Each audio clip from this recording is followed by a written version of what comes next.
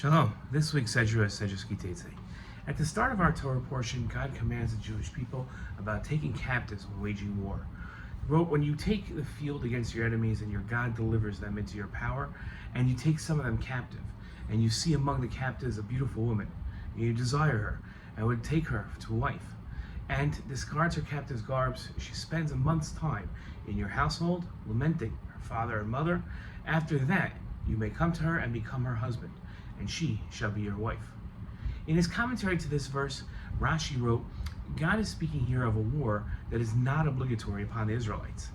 In regard to a war that was waged against the inhabitants of Eretz Yisrael, God could not possibly have said, you capture captives, since it has already been stated regarding them that, but of the cities of those people, you shall not allow any soul to live.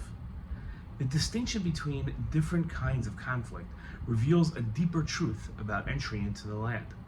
When the people crossed into the territory promised to their ancestors, they faced nations long established there. For those particular inhabitants, the instruction was absolute. None were to remain. This was not the approach taken in every military engagement. Optional campaigns beyond the borders allowed for the taking of captives and the possibility of integration under certain conditions. The conquest of the inheritance itself demanded something more complete.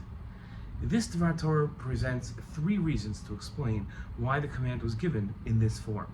First, the resident nations practiced forms of worship and social behavior that stood in direct opposition to the path the people were meant to follow.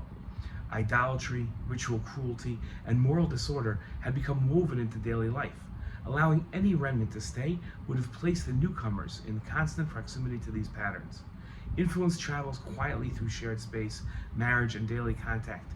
Complete removal protected the emerging society from gradual erosion of its distinctive way of life and its exclusive bond with the divine. Second, the command functioned as an act of justice. The previous occupants had filled their measure of wrongdoing over generations. The land itself is described as unable to continue bearing such conduct.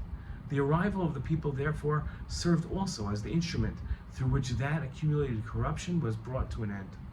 Clearing the territory prepared to receive a different order of living, one centered on justice, compassion within the community, and fidelity to the covenant.